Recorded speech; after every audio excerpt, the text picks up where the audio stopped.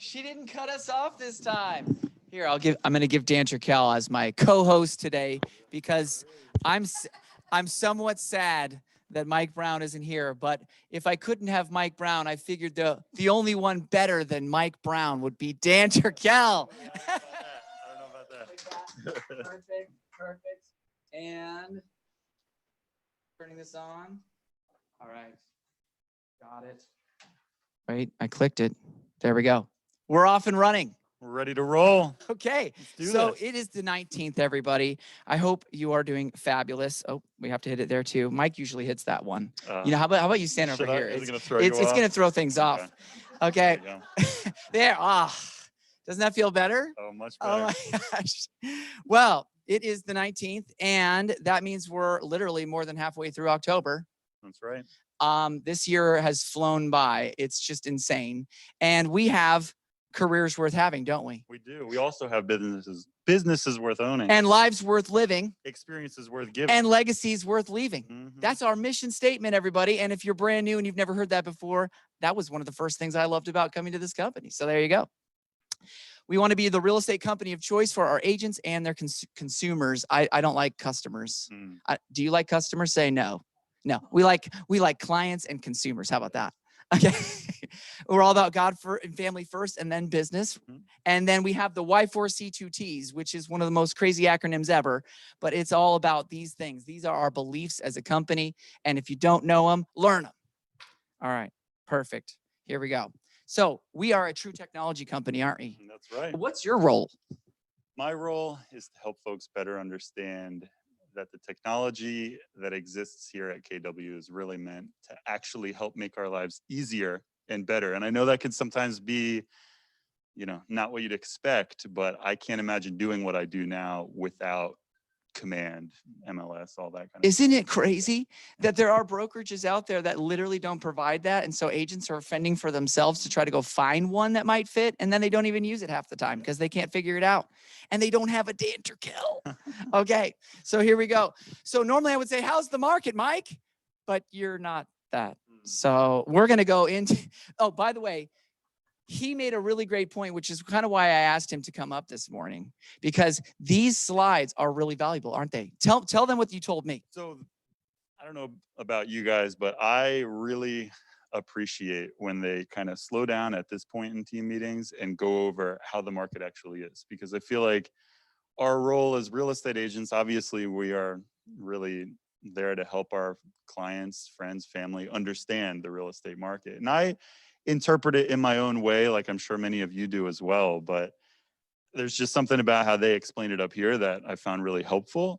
And I recently asked them to just kind of like slow their roll a bit at this point and kind of just actually go into a little more detail, explain it a little more, because I personally find a lot of value in that, because that's what I can go back and share with my people, and it makes us, you know, look like the professional. I love how Dan talks. It makes it so clear. It's so clean.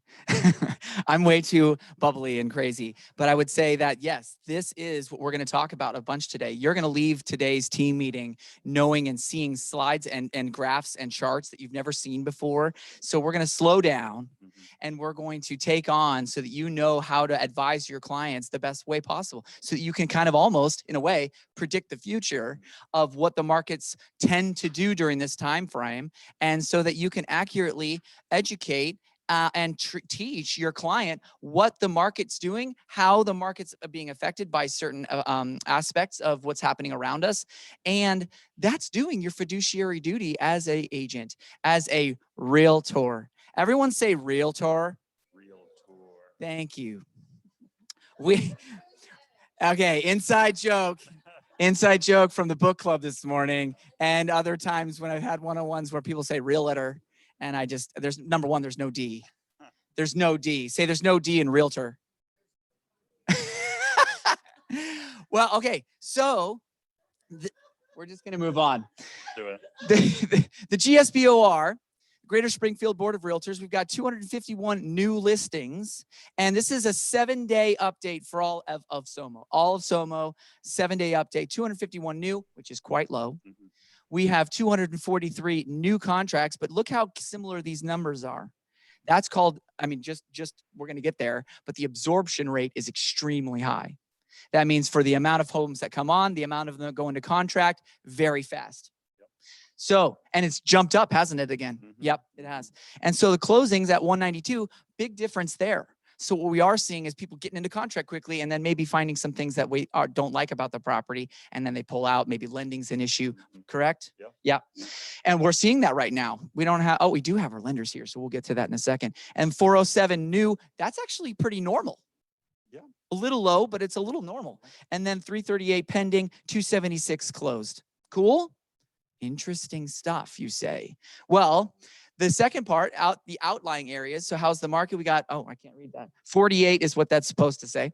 So 48, 32 new contracts and 32 closings. For our outlying areas, the fact that Mike puts these together, again, very valuable. And how many of us do deals outside our normal, just little Springfield, right? Yeah, we all do. So these are really, really important numbers to take into consideration. And maybe even add them to your listing presentation so that you can, again, pull these up for your client. And then up north as well. 34, 32, and 10 closings. That's what that's supposed to say down below. I have no idea why that bar is there. It doesn't show that bar there. I don't know. Even the tech guru doesn't know. All right. So it's not just me.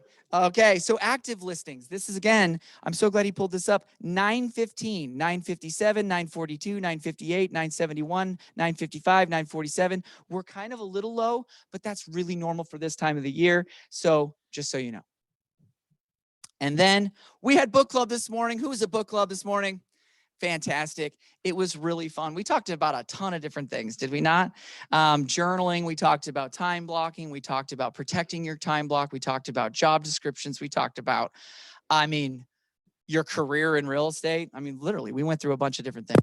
There next week, every morning on Tuesday mornings before team meeting. You're going to be here anyway. Might as well go, right? And stick around afterwards for Tech Tuesday. Tuesday with Dan. All right. Double dip with Dan. Yes, okay. Yes. And then right after that, today, because of what the calendar. Because of the business planning clinic later this week, instead of teaching a class on Thursday, I'm going to teach a class right after Tech Tuesday, which goes into getting started with command. This is one of my favorite classes. Fantastic. Yeah. This is a loaded day. Yeah. And why is it loaded day? Partly because bowl, right? So this is kind of the last normal team meeting. Watching online, or if you're watching us on the Facebook page later, this is one of the last normal team meetings that we're going to. It did. I will switch. Dan. Absorb time. Go. Dude, say something crazy. Okay, we're back. What's that? I was planning on it here. Yeah. We could do it there, but it would be a long gap of time because remember it starts around 9, right? So, well, I guess, yeah. You know what? Let's do it there. Let's do it there. Executive decision made. Okay. So Tech Tuesday, 10 right after this team meeting, and then we've got getting started with command right after that. And that's one of my favorite classes that I teach because I think that a lot of people think command is a lot more complicated than it actually really is. And sure, you can get into all the weeds that is command with all these different things you can do.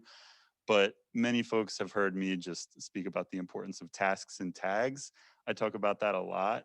And I have used those two components of command consistently over the last couple of years, and it has enabled me to do pretty well. And that's kind of what I go into more detail about in this getting started with command class. So if you haven't taken it, check it out.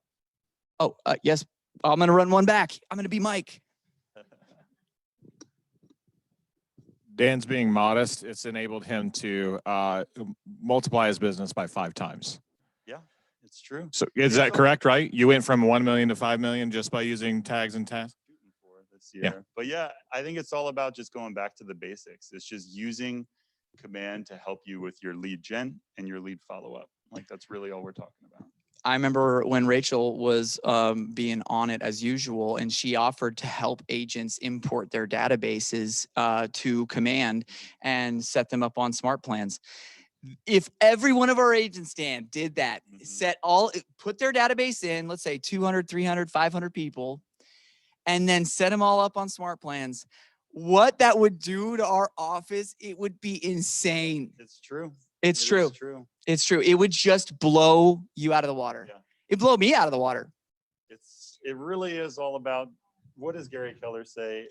It's all about lead generating until you have so much business that you can't handle it, and then you hire an assistant. It really is that simple. It is That's that simple. something that the previous Bold instructor shared, and that really resonated with me. It just kind of broke it down, so I was able to understand all of the other things are distractions. If you're just time blocking so that you're focusing on lead gen and lead follow-up and using command to help you do that more efficiently, you're going to succeed. There we go. All right. You've looked at the calendar long enough. Obviously, we've got the chili cook-off at the end of the month.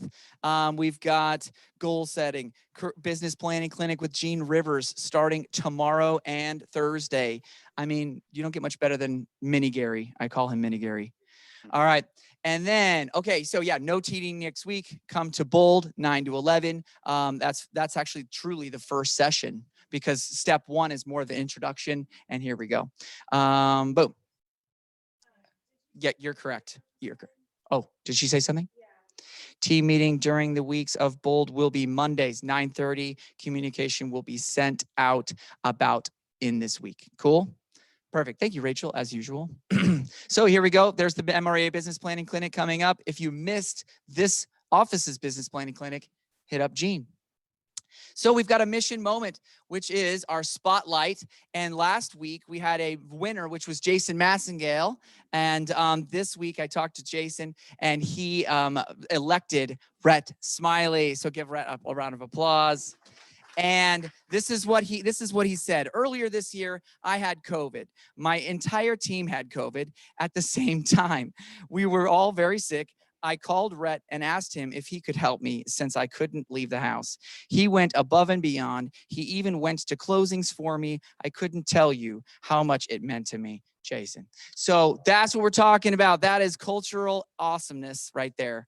And when you have that done to you, give it back. Okay. That is so great. Yep. All right. We have, we got our HSA home warranty back there. We've got, let's see what else we have. USA Mortgage. Do you have anything you guys wanted to shout out real quick? Be careful with rates. They're fluctuating a little bit right now, correct? Yep. And I couldn't hear it actually. 5% potentially next year? 5%. 5% possibly. And we also have Onward. I left that on there. Rachel, did you want to give any update? Perfect. Come on up real quick.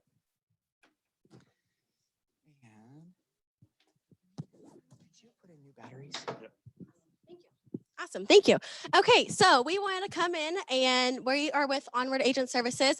For those of you that have been with the Market Center for a while, you may recognize Tori Hunt. Tori has come back and joined our company. So Tori used to be Landon. She was my right-hand person during that time, and so we're excited to have her back at the Market Center. So Tori will be here 9 to 1 as to be able to connect with the agents, and then she'll be working from home the other days, but she'll be highly involved in productivity coaching and down here in team meetings as well. She'll be your resource. Yeah. So a couple of things that we've rolled out. So we've rolled out our transaction coordination portion of the company, and we're actually rolling out the next portion right now, and we're calling it Onward Data Bank. So we're going to go in, and Amber and I have already talked, so we can go in and scrub your database for you, remove any duplicates, tag the contacts that are missing an email or a phone number for you, get them plugged into smart plans, all of that. So if you guys are interested, feel free to reach out. Yeah, I think just building off what Dan said earlier, talking about how important it is to have smart plans on all of your contacts. So we can definitely offer that to you guys. As long as we have your information, we can get it going. Good to be back, she said. Thank you so much. And Dan, it's funny because it's almost like our office is finding these awesome solutions through incredibly talented people to provide more value as an office. Yeah. That sounds like a good idea for a brokerage. Interesting. Yeah. Okay. So, and broker moment. Do we have Jim or Don? We do not have them here. Are they online? Any of you want to say anything really quick? Yeah. Thank you. Liliana just stepped in for Jim and Don. Read the contract. Hey, Wisdom right there. that's some wisdom. How about that? Read the contract, right? Okay. And without further ado, we have some guests here for the Veterans Day breakfast. So if you guys would like to come up, I have a microphone for you, and we'll hear a few words from some epic people. Here's a. Do you want to introduce? Perfect. Sure. Thanks. Hey, everybody. I'm Brian Fisher. This is Nolan Moody. He's the commander of VFW Post 3404 here in Springfield, Come this way, over come on this way. East Atlantic Street.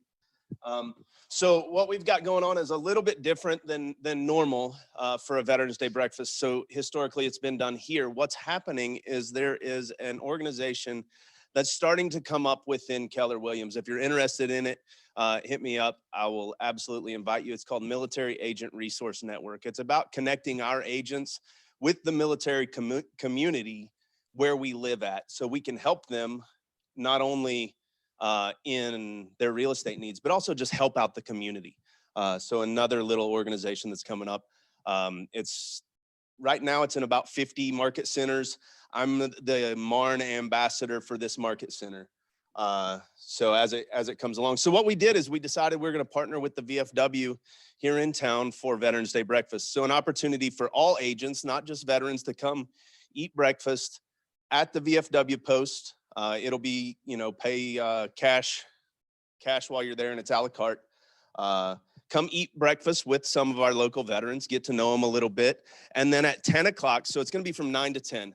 At 10 o'clock, the VFW has been awesome enough to do a flag raising ceremony for us and them on Veterans Day, right around 10 a.m.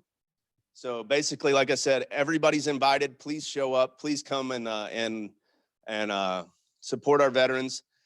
Additionally, one thing that we would like to do is raise some money for the post. They've got some building issues, some security things that they would like to upgrade. So less than a month away from Veterans Day, I set a goal of $5,000. I think that that's doable with the people in this office. Nolan likes that goal, so I'm gonna just kick it off. I pledge $1,000 bucks.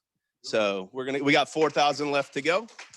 So 1,000 coming from me to the VFW. I got another 1,000 coming too. Another 1,000, just like that. So That's right. 3,000 more. The ways to donate: you can either bring a check on the day of Veterans Day, cash, whatever. It's a 501c3, so it's all tax deductible. Or go to vfwpost3404.org, and you can donate via a PayPal button on their website. So, and we'll be putting that out. Maybe you can introduce And our guest over here. again, Nolan Moody. He is the commander of VFW Post 3404 here in Springfield. And thank you for the invitation. Absolutely. Just a little bit about me, and it's not about me, but it's how I got where I'm at. I was joined the Marine Corps in 1965 through 69. One tour in Vietnam with the 1st Marine Air Wing. 74 to 92, I was in the National Guard with Mr. Skiles back there. Small world. I'm a past commander of VFW 3404 from 95 to 98. I'm doing it again this year. Past Commandant of the Marine Corps League Detachment 993, past president of Fleet Reserve Association. So they tend to throw me under the bus quite a bit. VFW Post 3404 was chartered in 1966. We've lived in several different locations. We've been where we're at now since 78, I believe it is. And like Brian said, security is kind of one of our issues because of our location and the climate of the times, I guess. Our only source of income is bingo and our Buddy Poppy drive that we do 3 times a year. We have a lot of expenditures. It takes quite a bit to keep the building going. So this is an outstanding opportunity. And my big goal here is upgrading our security system. And that would do wonders. We have to upgrade our bingo system. That's going to cost us $10,000, but we're going from the old board that you see at bingo halls to not this big a TV, but a lot of TVs. I just saw in our chat actually that Ron Steffes with our office, he was one of the original founders of Keller Williams here. He just contributed another $500. So Ron, thank you to Ron as well. And along that note, I wasn't going to throw him under the bus, but he bought 4 of us breakfast. I'm on the Marine Corps League Memorial Team, do military funerals. We were at Village Inn yesterday, and he come up and was talking about our little reunion. It wasn't a reunion. We were between funerals, and he brought us breakfast yesterday. Oh, that's awesome. Thank Thank you, Ron. You're awesome. Well, we really appreciate you being here, and we can't wait to continue our support of what you're doing. And so thank you very much. Well, thank you very much. Yes, appreciate it. Yeah. And thank you, sir. All righty. So we'll continue. Oh, not to interrupt, he says. 5th annual Veterans Day Parade. 50 Involved veterans. It's Willard. 5th annual. The 5th annual. Okay. We're recognizing Desert Shield, Desert Storm. So I love it. pass that. And Perfect. It's, y'all's welcome to attend that. We will get all the information on our schedule as well. Thank you so much. This breakfast, the one that we just went through, 9 to 10. Awesome. Flag is at 10. And if I may, that's a special day. Normally we just do breakfast on Saturday mornings with all volunteer cooks. We're doing this for Veterans Day. Be open from 6:30 to 10:30, and it's open to the public, and veterans get breakfast for free. That's part of that. Love it. Great job. Awesome. Okay, so we're going to get deep with some market stuff right Do now. it. And I love his brain because it's very different than mine. And so you're going to get 2 sides of the coin today. Does that sound good? All right, so we got market dynamics, and honestly, this is pulled. Rachel does an incredible job. She pulls this every month from the previous month so that you can look at it as quickly as possible. And we're kind of in the middle of this month, but this still very much applies for the rest of the year, so you can start to see trends. And go ahead. I'll just jump in here. For some of you, you might not actually know what we're looking at. So it's the broker metrics reports that Rachel Lusk sends out. So if you've never seen this before, email Rachel and just say, hey, can I be included on the broker metrics emails? And she'll be able to start including you on them. And they provide a lot of really useful data like what we're about Before to you email her and before she gets starting to get a flood of emails, I would just say, you probably already get it. You probably already have it. So just look for it first. And then if you aren't getting them, then do that. There you go. There we go. Oh, Rachel, did you have a comment? Yeah, I was gonna say, if you're not doing that, go ahead and email me, or if you're online, just drop your email in the chat and I'll go ahead and forward you the metrics we're about to cover now. And then that way you'll be on the list moving forward. Fantastic. Thank you. All right. So obviously we've got the days on market, DOM breakout, for sale last day of the month. Okay. So when it comes to September 20th through September 21st, we're looking at September 19th at the beginning, and we're looking at this last September of 2021, last month. And so each of these is a month, and we're looking at what do you call that? A trend. This is a trend showing that we have a much lower days on market overall. And you've got the months over here, and you also have where it's correlating to the units on the left. And so it gets a little bit confusing for somebody that's not, looking at graphs all the time. But what it's really great is that you can showcase this to your sellers on a regular basis, that September, November, January, March, May, June, or May, July, September 20th.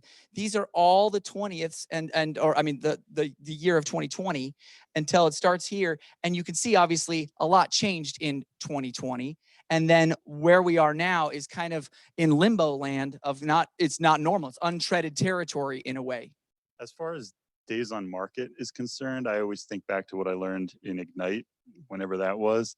And they would say there's 3 things that determine how long a property is going to sit on the market: price, condition, and location. Not going to change location.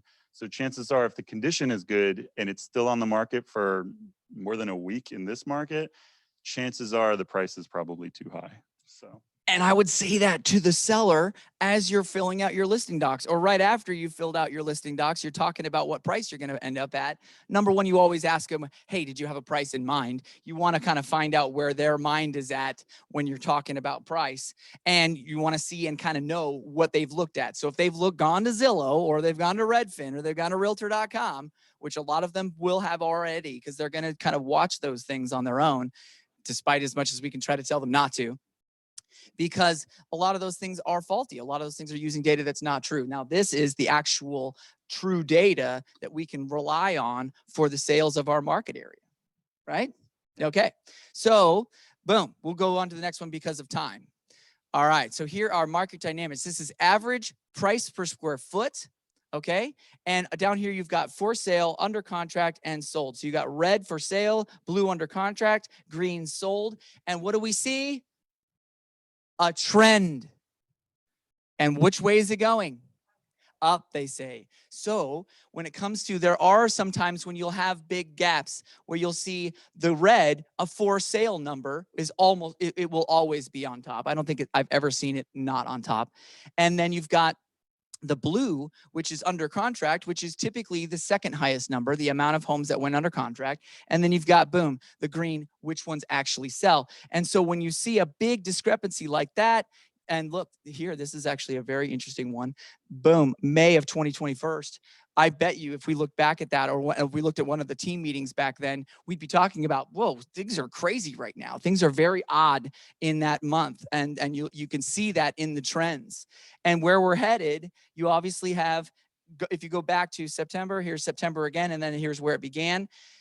The way it goes is boom, boom, boom, boom, boom, boom. It's the same kind of a thing. And right there as well. So looking at the future, we kind of know the on market or for sale is going to be up here again.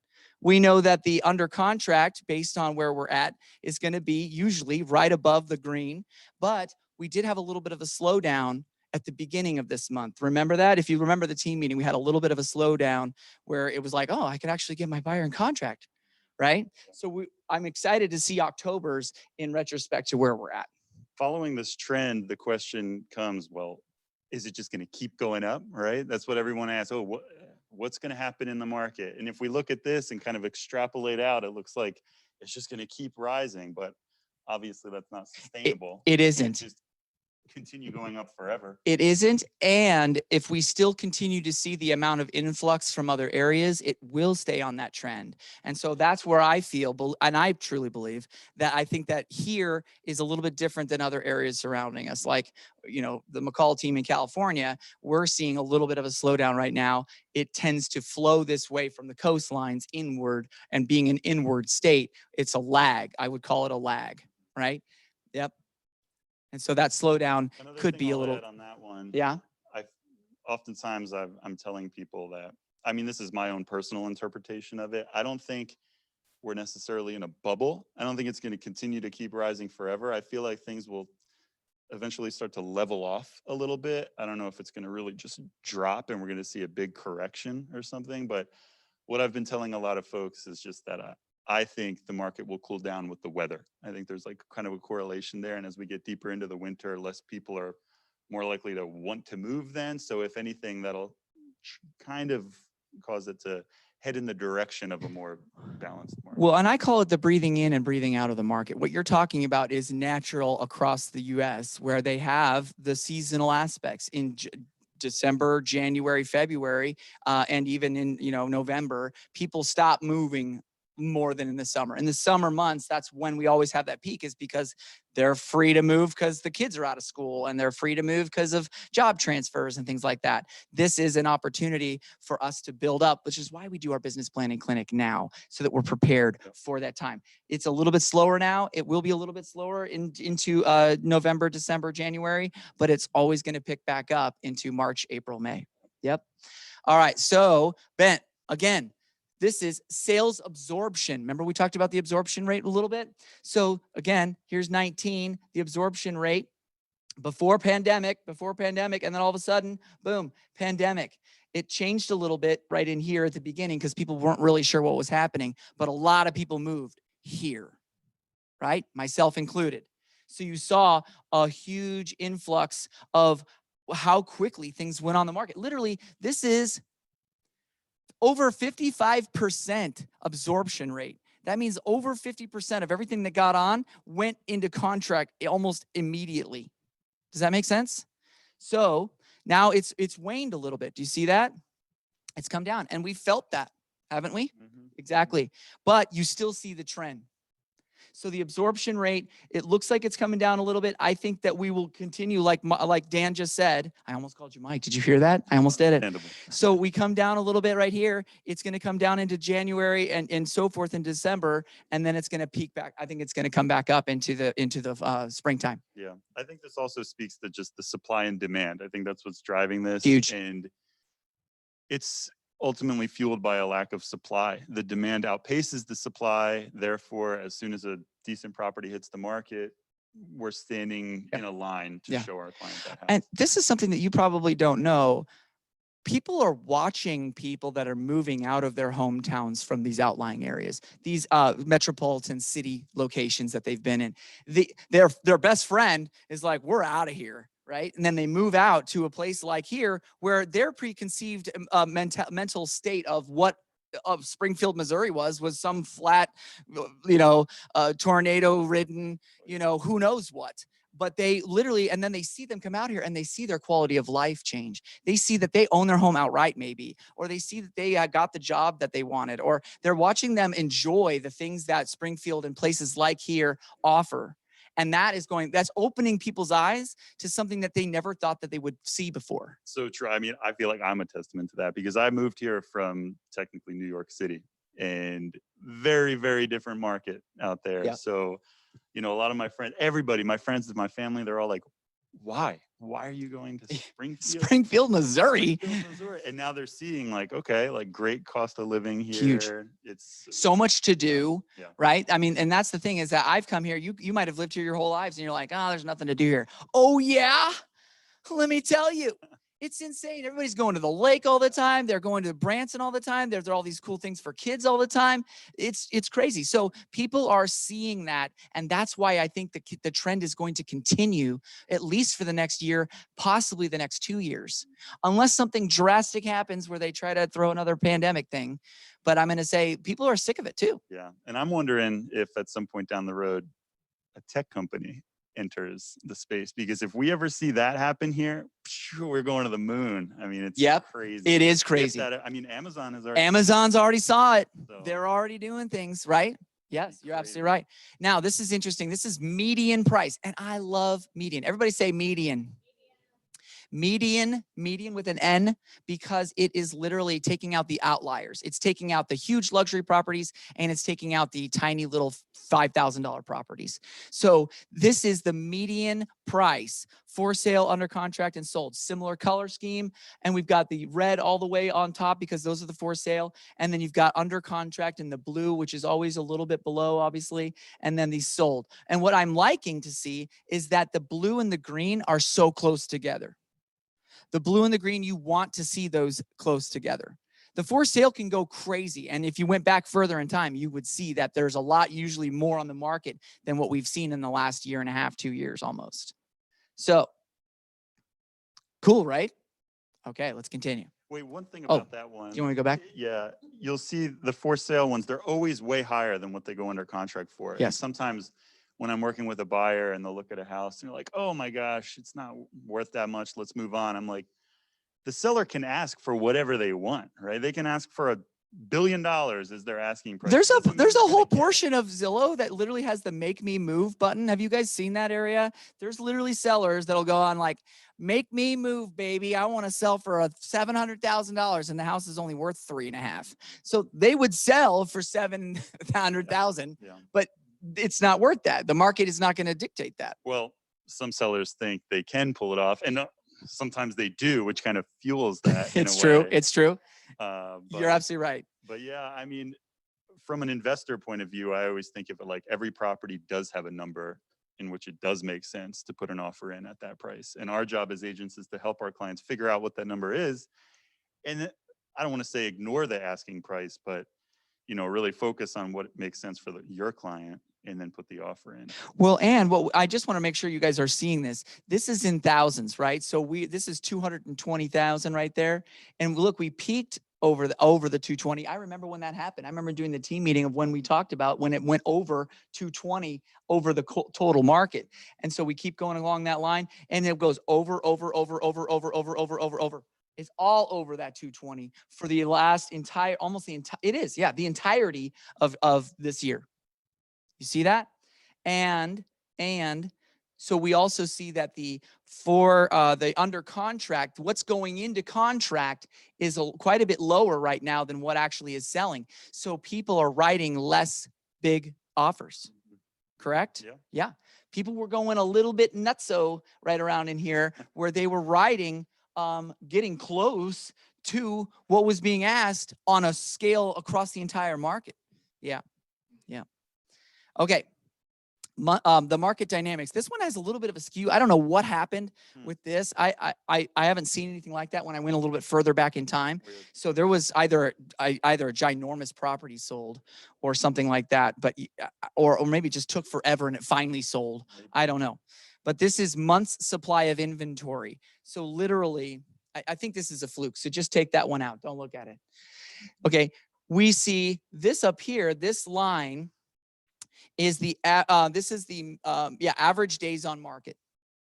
Okay. And so you've got months worth of average days on market. When I got my license, 6 months worth of inventory was a healthy market. That was a balanced market. We haven't had 6 months worth of inventory here since, I don't even know. It's been a little bit crazy. Like the highest it got was 3.5 months of worth of inventory. That means literally, and this is to help you out, if no houses came on the market from today forward, at the current rate of sales, it would have been absorbed in that period of time. So everything that's currently on the market, if everyone had a buyer that had, if everybody had buyers that bought what was here at the current rate, everything would sell within half a month. That means this is the greatest time ever in the history of Springfield to sell.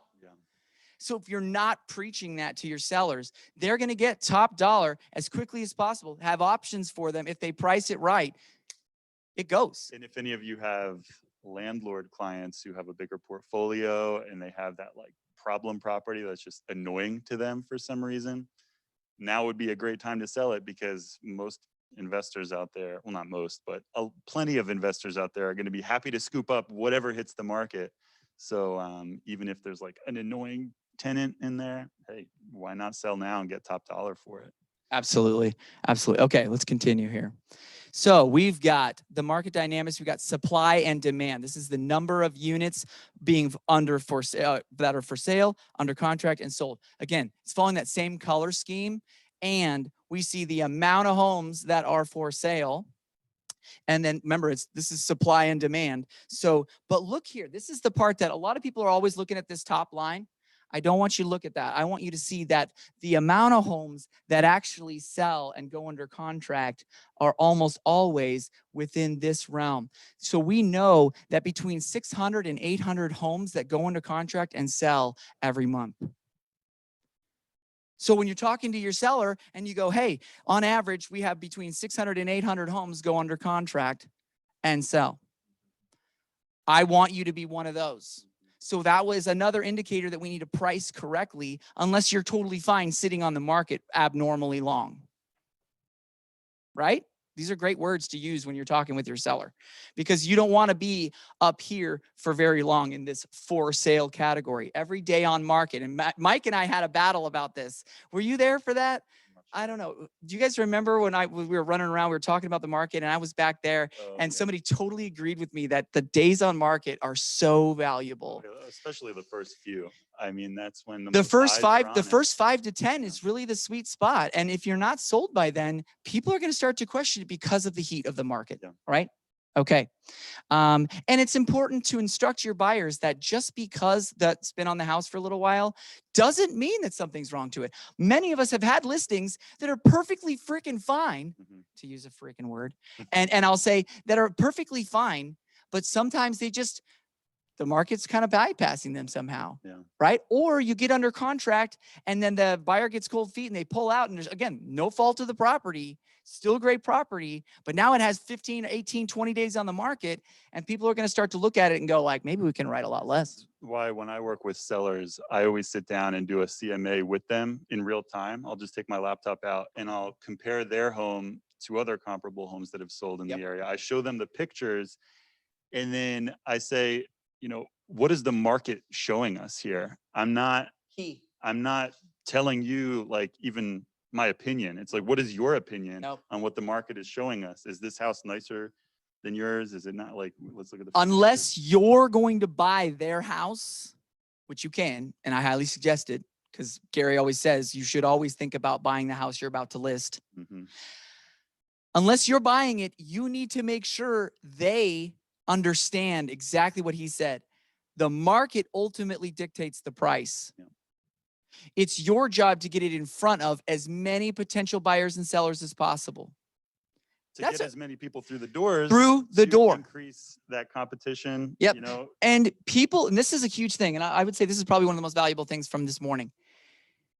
You want your marketing to look so good on their house that the buyers want to share what they're buying.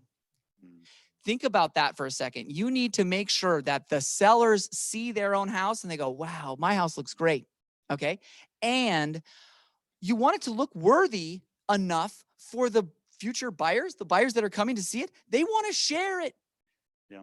Look at what we're buying. I mean, I use a professional Right? photographer on every single one of my listings, from Yeah. 20,000 to whatever, you know, it Yep. doesn't matter. It doesn't matter. You need to have it look as dang good as possible. Taking pictures with your cell phone should be illegal. It should, they're laughing. I'm not laughing. That is horrendous. You are doing your are pretty good, but no, that's awful. there's a lot more that goes into it than just All the right, so camera we're going to you're move a using. little bit faster. This is a whole nother scale. Now, this is not what Rachel sends out. I pulled this out this morning, and we're almost done with the team meeting, so be all in for a second. Say, I'm all in, Tim. These are pulled from Barry's. I actually logged in as Mike this morning, and I got these. This is the volumes and average prices, okay? So this is, and you can barely see it, but average sold price is this black dot. The average list price is the gray one. That looks like it's shadow. And then these are actually the sold volume sale price. Okay, so you've got 215. Remember where we were with this is real right now, straight out of the MLS. Remember, market dynamics and market trends through broker metrics, they mirror this, but this is looking at it in just a little bit different. Isn't it cool? Yeah. I love these graphs, and I draw all over them. I print these out and I draw all over them with the seller. Bring a red pen, bring a multicolored pens, and draw all over it to show what you actually expect to see as well. You can go on there and go, oh, look, whoop, whoop, whoop. Right? You're kind of forecasting what we could expect potentially. Booyah. All right, so here we go. This is another one. This is sold days on market versus units. You're like, what the heck is he talking about? So down over here, we have the cumulative days on market. Look at what it used to be, people. Before the pandemic, this was cumulative days on market. Huh. Didn't expect that. And then we've got days on market, which, now this is really cool. You ready for this? Days on market. It's kind of stayed the same in a way. Interesting, you say. So I go, okay, now we've got the cumulative days on market being huge and then dropping crazy low. This is kind of our new normal, isn't it? And we've got sold units. Watch, they're all over the place, right? But this is the breathing in and breathing out of the market. It is. And this is same graph behind, so the same background, but the dots have changed. So this is average sold price. Where were we before the pandemic? Boom. And I remember correctly, when I met with Dan for dinner for the first time since we'd hung out like 4 years before that, we literally saw that the average days or the average price was like 160,000. And now, boom, our office is over 250, Dan. Our average sales price is over 250. So if these people bought here, what is their return? Crazy. They have new equity in their house, don't they? And if they bought even before that, it was even better. So if they've been in their house for 2+ years, you need to be calling everybody in your database. If they lived there for 7 years, guess how much equity they have now to potentially either 1, invest in more investment properties, or 2, sell, move, and or retire. Or do a cash out refi and do the improvements they want to do. This is insanely valuable slide right here. And I know we're right at 1 minute to go, but this is the hot sheet price change trends. This is another, again, you could spend a lot of time on some of these, but you have the green line is the average price change of active listings with price changes. Price changes. So look at how much the hot sheet price change trends. We love these things because you have the average price percent on the columns. You see that? So these represent this is a percent line. This is the actual number of price change. What do we see is happening? We saw that during the heat of the market, they didn't have to do price changes very often, did they? But what do we see now? And massive price changes at a pretty big dollar value. Boom. Okay, we're not going to go through all these. If you'd like to, schedule some time with me and we can go through them. Sound good, Dan? That sounds good. And we are right at time. So I'm just going to see if there was anything else. Look, here's some other ones that you can do with. These are called hot sheets. And there are more trends that you can look at that you can pull together. October 22nd is the last day for your access to your mega camp videos. Just wanted to throw that out there. If you wanted to watch any of those last videos, get on it. And then, boom, Personally Branded Magazine. You have a total magazine just sitting there. And we can run through that in Tech Tuesday. Tech Tuesday. That one's already passed. I forgot that was still on there. That one's coming up. Digital, Digital Profit. And then now trending. Oh, Outfront Magazine is, again, that is so valuable. You have literally like media created for you that if you wanted to send it out to your database, you could. And I went fast. There's a lot here. Okay.